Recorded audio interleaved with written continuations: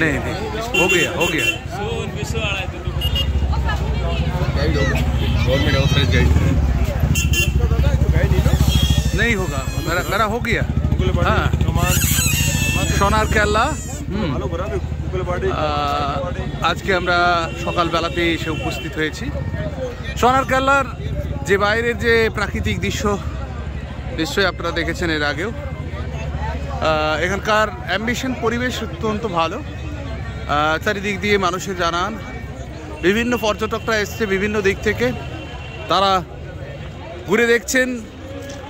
এবং এই যে পুরনো সোনার কেল্লা, সোনার কেল্লা বলার এটাই কারণ যে এখানকার যে পাথর সেটা সোনার কালারের মতোই, সেই নাম অনুসারেই এর নামকরণ সাধারণত হয়েছে বলে আমরা প্রত্যেককে মনে করি।